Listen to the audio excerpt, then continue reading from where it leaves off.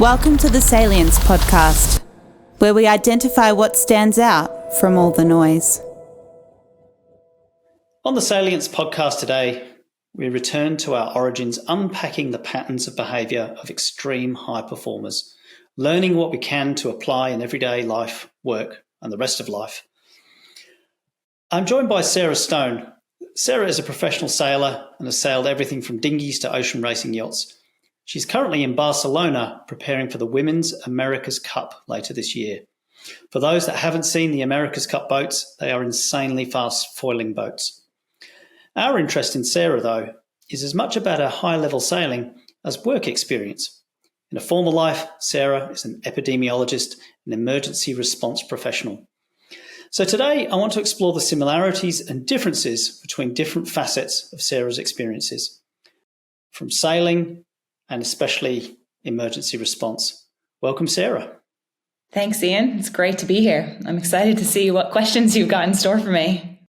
Well, before we get going, I want to explore your earliest experiences of competing.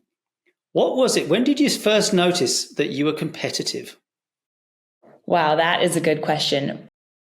It was probably playing games of some sort with my younger brother, just whatever little kid activities you get up to when your parents aren't looking, and finding that I wanted to win.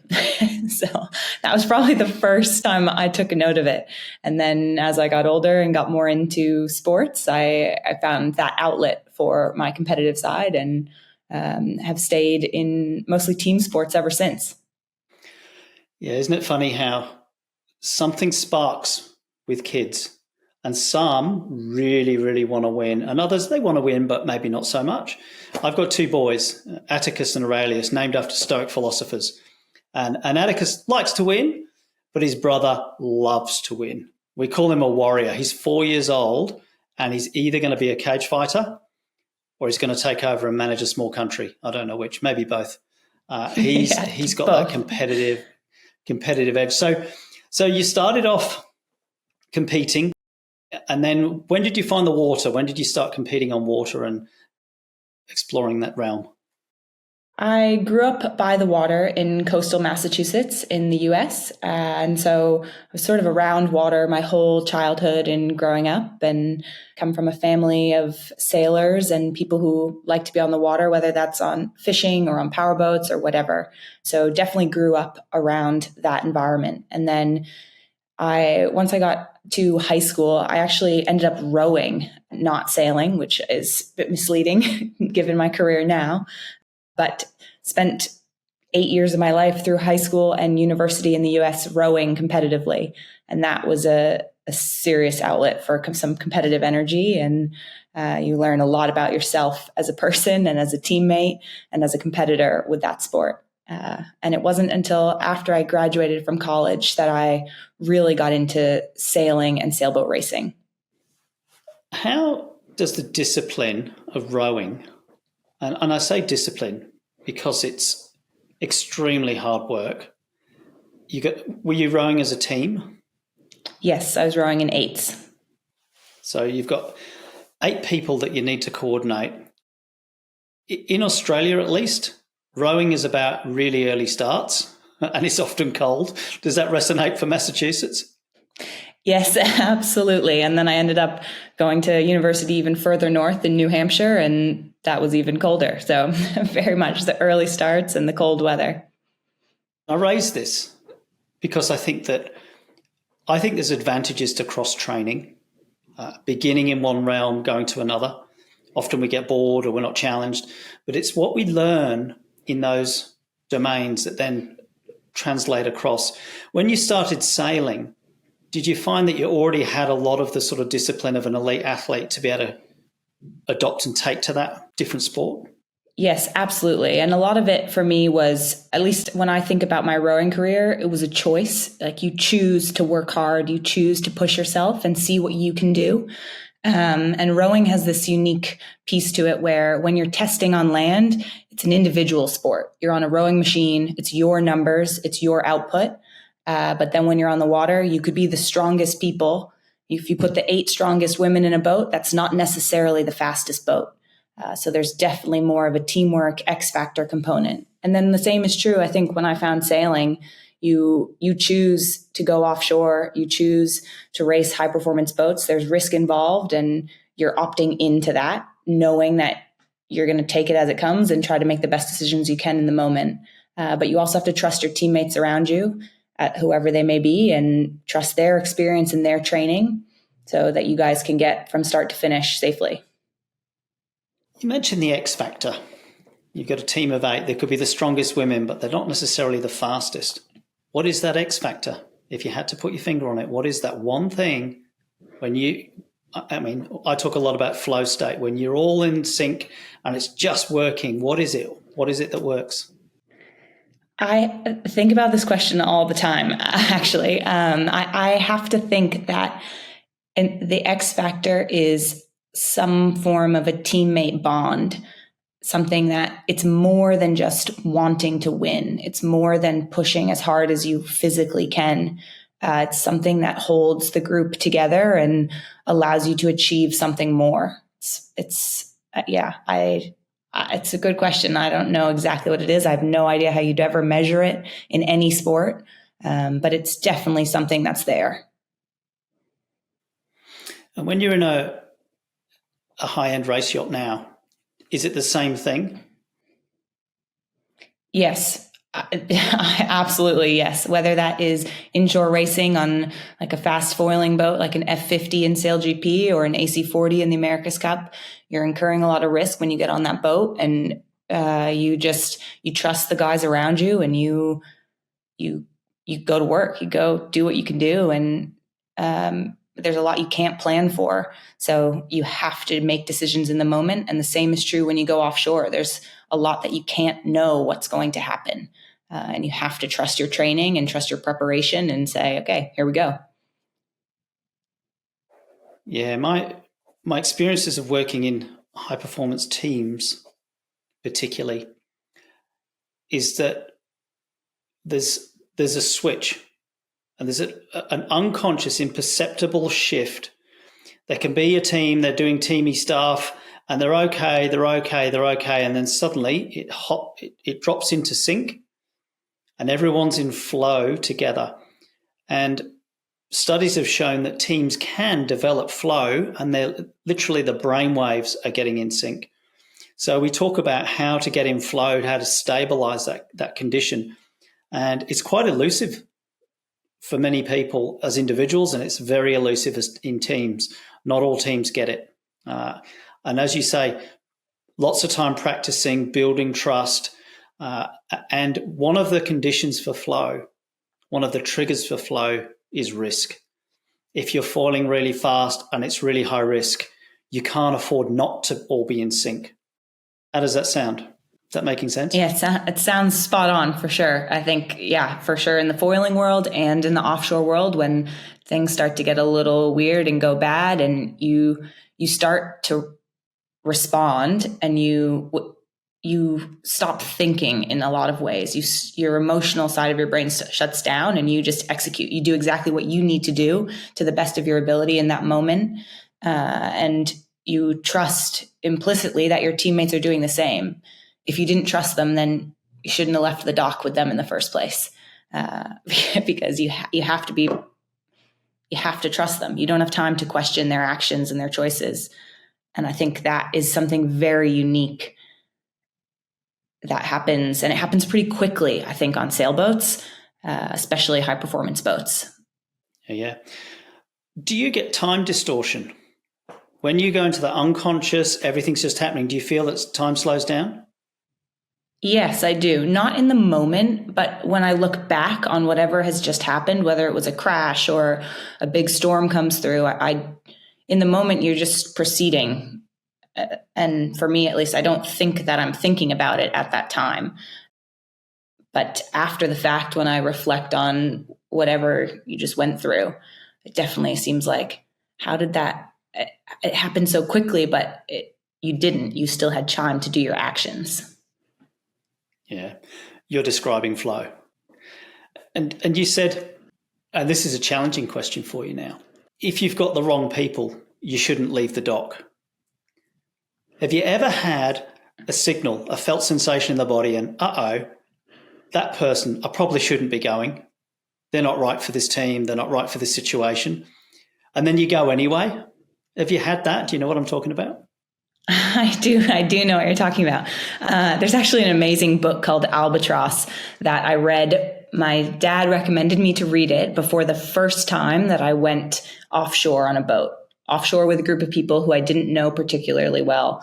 It was a few degrees of separation, but it's a true story, that book. And the idea is that if you have that spidey sense that says, ooh, there's a little bit more risk here, or you don't feel like 100% sure, like that is your moment to opt out. And you never lose the choice to opt out until you've left the dock. And then it becomes very difficult to get off the boat. But I think of it a lot. And I think probably part of the reason I think of it so much in sailing now in my career is because previously when I was working in emergency response, part of my role was being a risk manager. That was my job, was to constantly assess risk in a given scenario. And I do it for myself now. And I think I love what I do. I love racing boats. I like the risk. It's energizing to me, but until the point where it gets to be too much. And you can't always know when that too much is coming. Yeah, that's a fantastic segue for exactly where I wanted to go from that felt sensation, something's not right here, team's not right, the risk radar, and then into emergency response. Tell us about your experiences in emergency response. What were you doing and what were those risks? So previous to sailing, throughout university, and then I worked for a few years and ended up getting a master's degree in the control of infectious diseases.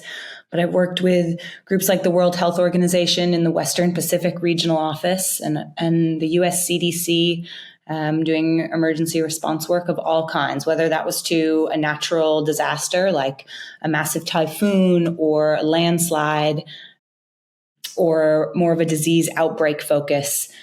I worked on the Ebola response in 2014, 2015. Those were all in different places. Some of it was work in remote settings. Some of it was work in like international airports where you have a lot of people coming together with different travel histories. Some of it was one-on-one work within a community when like hepatitis A outbreak happens. But they all help inform the way that you think about risk moving forward. So even if it seems sort of unrelated to compare like a typhoon response to like a bunch of people who get food poisoning at a dinner party, you're still thinking about the problem in the same way, I find, and trying to measure the variables, account for the variables. What are the things you can't figure out what's happening or why it's happening or where it came from? There's always something that you're not going to be able to measure, I think. And sometimes that's human behavior, how people react, how the people around you that you're trying to assist react. It's very difficult to predict a lot of that. Have you ever gone against those instincts? Say, don't get on the boat, or don't go here. Have you ever gone against them? Yes, I have. And I sort of hesitate to answer that because I have gone against those instincts, but I think that I've done it when the environment is such that the relative risk is quite low. Like I might not have complete trust in a given team yet, especially if I'm new to a team, and I don't know the group very well. But let's say it's going to be light air, right? So here's a great example. Last December was the first time that I raced on the US SailGP team. It was a new team coming together. We were racing in Dubai, and it was very light wind. So you're racing these high performance floating boats and they can get absolutely loose, especially when you have a bunch of new people on the boat and we're all still learning and figuring it out. But it was not very windy. So the chances of a major happening become much less. If it had been like blowing 25, that's a very, very different question than when it's blowing 5. So I have definitely gone against that little risk red flag that goes up in my mind. But there's also I guess when I weigh it, I think about the risk in an inshore race versus an offshore race. And when you incur that risk, if you're racing Sydney to Hobart, right? If you're racing in and around Sydney Harbour, if something goes bad, anything can happen, of course, but you are closer to support, whatever that support looks like, than when you're somewhere days offshore. Yeah, absolutely. So it's the context, the operating environment of the risk. We call them risk factors. What are the risk factors in there? Yeah, exactly. Much more so than just sort of the team of people. It's much broader than that. And thinking about some of the different approaches to risk, are there any differences for you in a high-performance team compared with a recovery type operation or a disaster operation? How would you approach risk differently? There are definitely differences. One of the first differences that comes to my mind immediately as you ask that is in a disaster response scenario, there are usually a lot of different jurisdictions working at the same time. If that is like a local police force plus the government, plus maybe there's some sort of an international, like if you're in an airport, there's international airlines at work and they have their own jurisdiction. There's the airport itself. There's all the employees, any unions that may exist, all the passengers in that group. Excuse me. And that is different from when I think about if I'm on a sailboat racing, it's our boat and it's the race organizers. And and maybe you could say, okay, well, there's the government of the country that you're departing and the country that you're going to. But it's a bit of it feels like there are fewer external variables in that sense. So sometimes it's easier to make decisions and have your decisions be actionable. This might be a similar question, but at a different scale.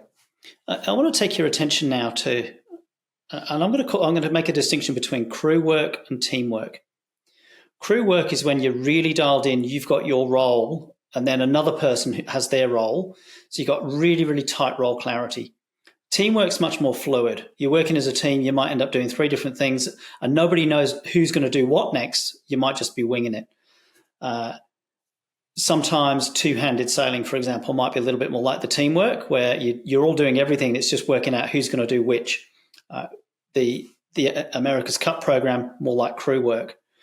But just taking those concepts and thinking as well about the emergency response, natural disasters and those teams, what's similar and what's different? And what I mean by that is what constitutes high performance in both realms and maybe not high performance?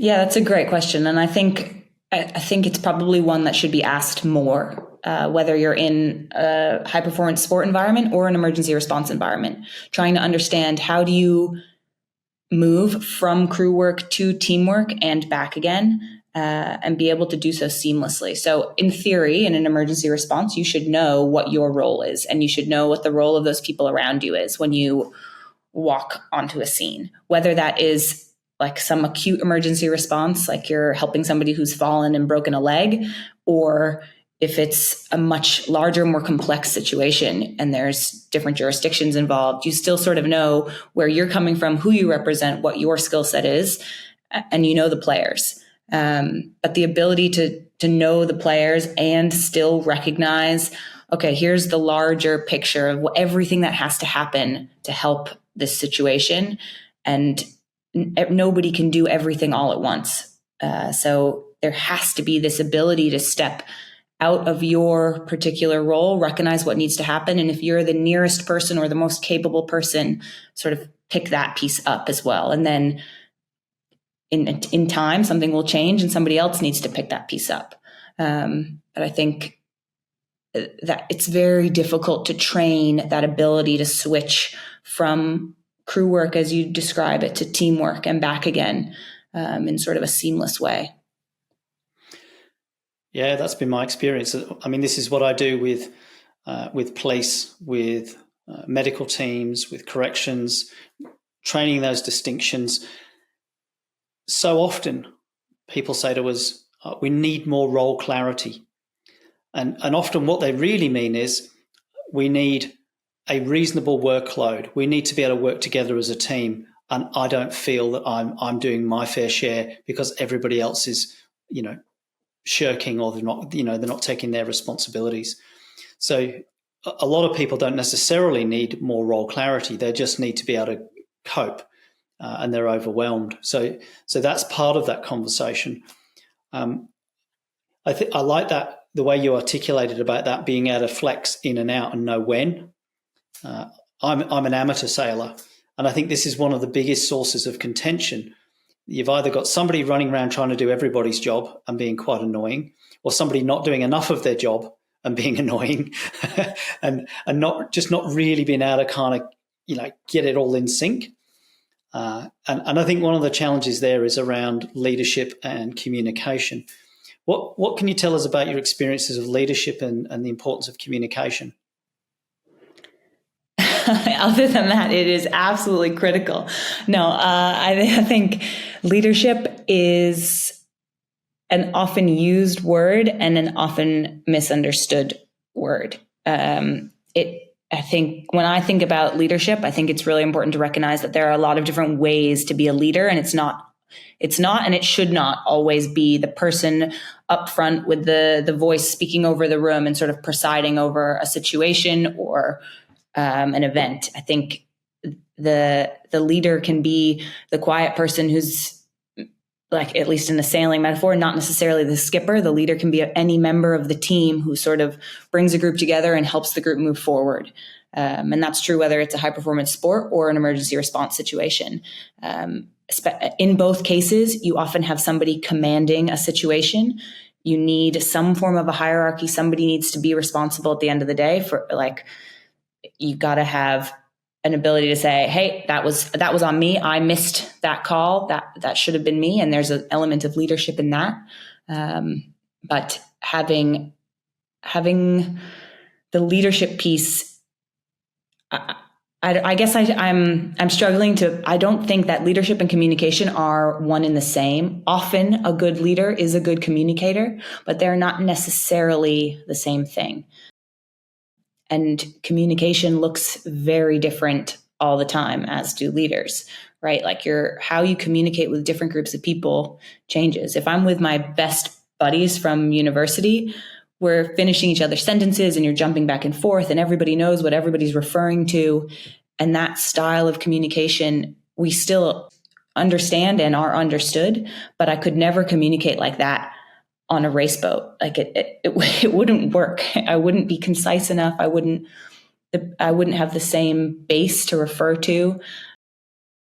And understanding who you need to communicate with, why you need to communicate with them, and what you're trying to say, actually, I think is a big challenge. And I'm not sure that we are very good at it as humans.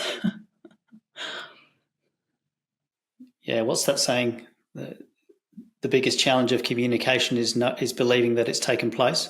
Yeah. Definitely. What you described, you used the words, you said it's it's an often used word, but not well understood, and it's different ways to be. In my domain, we'd call this adaptive leadership. Sometimes you might be in command and control, you're using the hierarchy. Other times you might be coaching, or you might be observing, or somebody else might be providing their input at their point in time, and your job is to be quiet or facilitate them to hold the space to do their job.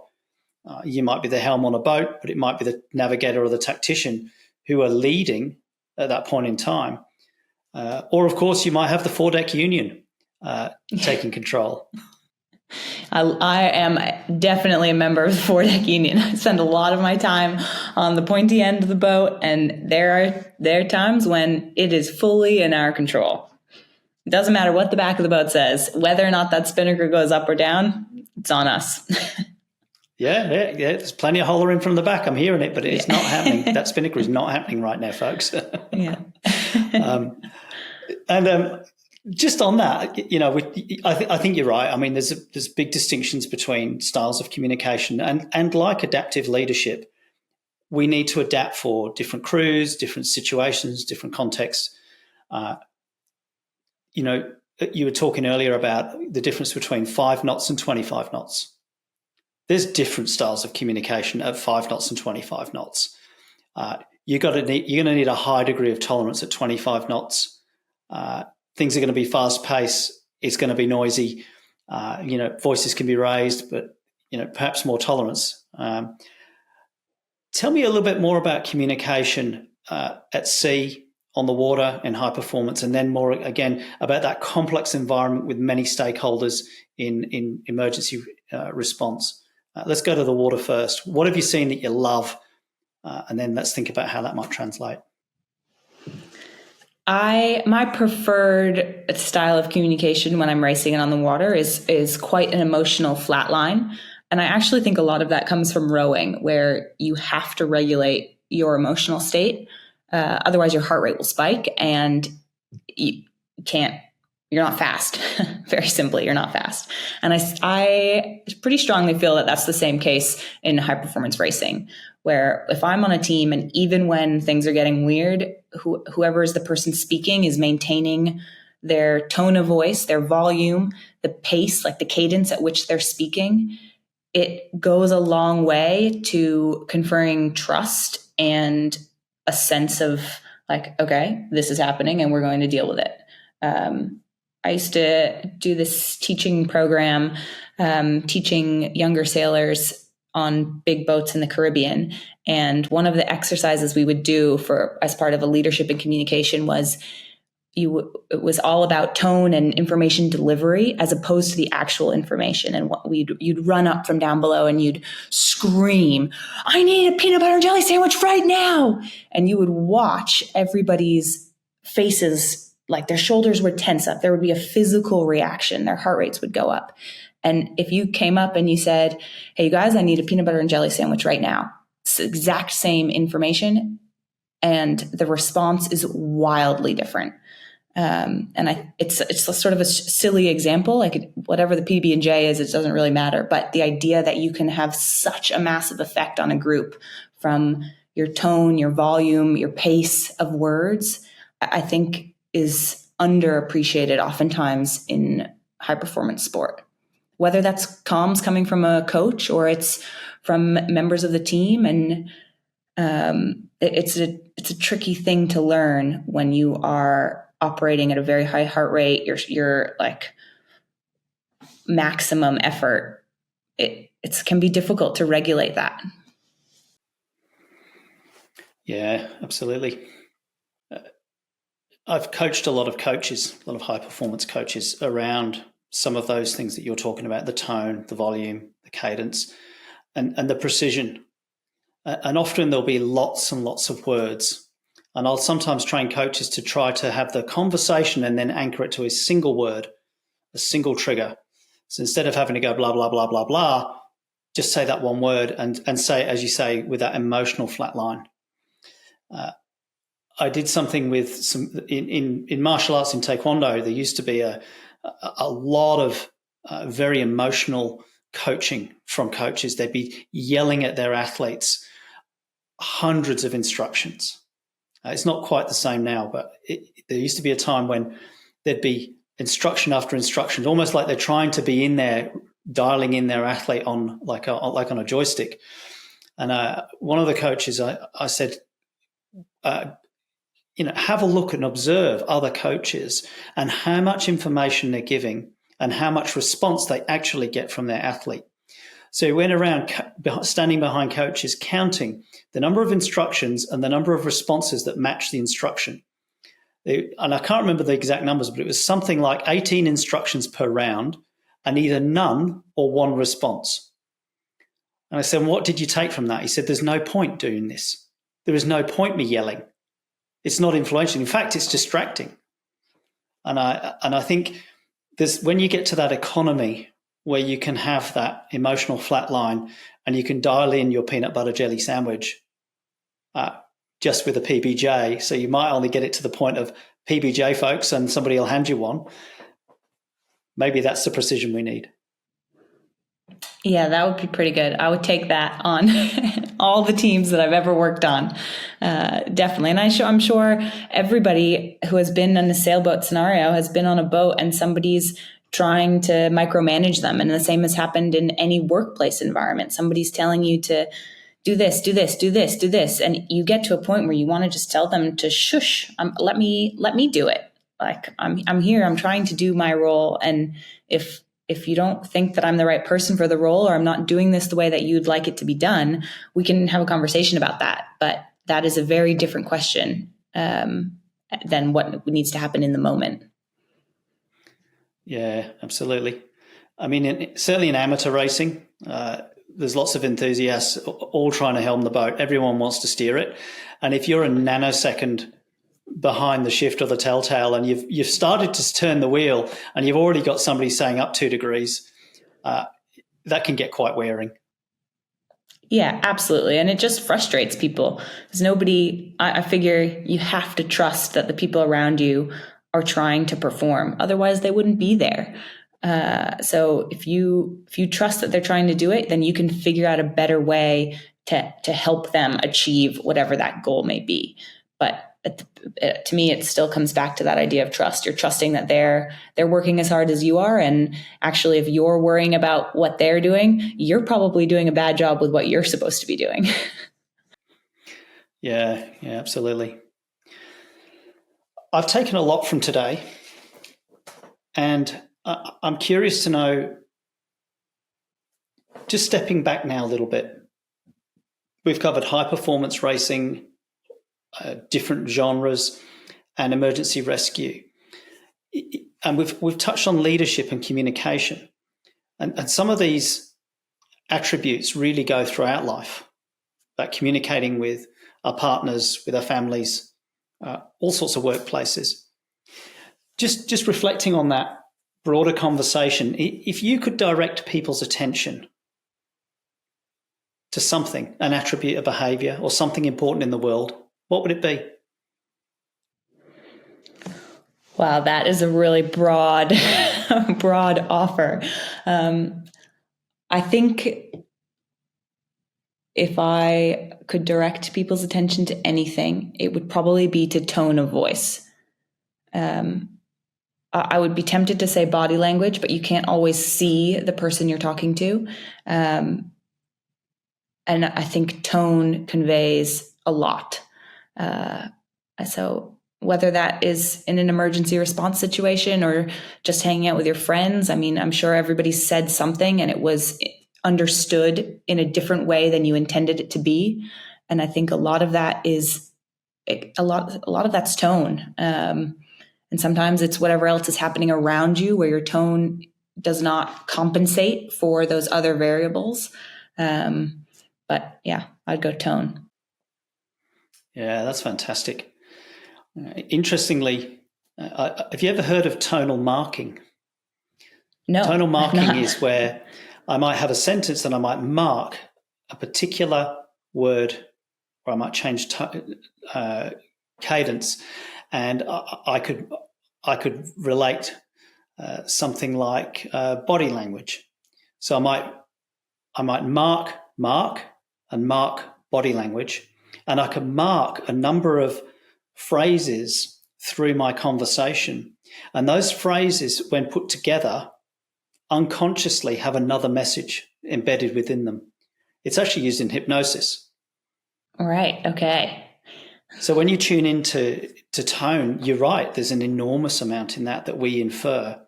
I often joke with people and I say, well, one of the things we want to do when we're coaching is we want to know whether when somebody says yes, they mean yes. Or if they say no, they mean no. And I'll often use tone to demonstrate. I'll say, well, yes, I'm going to do it. But I've inflected in the tonal properties that I'm not going to do it. So much of tone can be used to just get simple yes and no. So I really like that. That's fantastic. And you're where we begin. You're currently in Barcelona. You're gearing up for the Women's America's Cup. Enormously exciting. Have you got your hands on the boat yet? Not yet. We are chomping at the bit to get our hands on the boat. But at the moment, we are using our time in the simulator, which is an unbelievable tool, just for nothing else other than to get the muscle memory and figuring out where the buttons are, the pattern within which you press them, and to be able to do so without looking is huge. So there's a lot more that can be gained from the simulator, and it feels like we're just kind of stepping into that. There's so much information here, and these boats, there's nothing like them. So it's very cool to be able to get the chance to learn how to sail these things. Wow. And is the team in the simulator together, or is it individual simulation? It's a team in the simulator together. So there are 4 seats in the simulator and the exact mock-up of how it is on the boat. You're sitting in the same physical seat that is on the boat, in the same size cockpit that's on the boat. So there's 4 people, 2 drivers and 2 trimmers. One pair, a driver and a trimmer, will be on port, 1 pair on starboard, and there'll be the mainsail between you. So you won't get any body language through that sail. All you'll get is tone. But we're training mixed with the women's team and the youth team, and rotating through and just trying to learn as much and as quickly as we possibly can before we have the opportunity to sail on the actual boat. Yeah. Have you had those moments when you're in the simulator and you feel that collective flow emerging? Have you had that yet? Yes, a little bit. It's still sort of tenuous when it comes up, and often it's just like on one particular like starboard tack, there's like a 40-second period where you have that. And then something changes and it's gone. So it's a little bit elusive at the moment, but obviously that's the goal, especially in a pre-start scenario where there's so many maneuvers and there's so much information. And as we're racing, there'll be 6 boats on the race course. So the ability to get into that state will be super valuable. Yeah, wow. And is there, so you've got 2 drivers, 2 trimmers. Is the one person who's the main helm? How does it work when you've got 2 drivers? It's pretty tricky. So there's your windward driver will be sort of the primary driver, but the windward driver can only see what's happening to windward of them. So the leeward driver will often need to take the wheel from the windward driver because there's another boat there, or a mark is in the water, or they're seeing something and things are happening so fast that they don't even necessarily have time to say over the comms units, like, my helm. Like sometimes they just need to make an adjustment, and the windward driver then just has to fully trust that the leeward driver has seen something and is reacting to something. So yeah, it's a tricky, the ability to hand off and back on again, that control is really difficult, and there's an art to that. Oh, that sounds amazing. It sounds a little bit like me driving with my wife. But that's because she loves to drive, and my driving's pretty inattentive. I've got every example of ADHD, and the number of times she'll holler and do the co-driving. Jokes aside, I've taken a lot from today. Here's a few things that I've taken. I think one of the most important things I liked about our conversation was when you began and you said, you've got choice. You've got choice to get up in the morning. You've got choice to work hard. You've got choice to leave the dock. You've got choice to join this team with the risks, and acknowledging that you're responsible for that. I like the transitions with teamwork, crew work, the importance of leadership and communications. I think that really resonates for so much of what we do in frontline work, for example. And then the final comment about tone and the benefits of having an emotional flat line and just being precise and tuning into that tone, the volume, and the cadence. So they're the 3 things that I've taken away. I like to summarise 3 things that I've taken immediately. And just before we go, what's next? What have you got any aspirations after the America's Cup event? Where then? It's a forever question. And for me, the reason that I got into sailboat racing was to race around the world. I first saw Team SCA tackle that. And that was right when I graduated from university and finished rowing.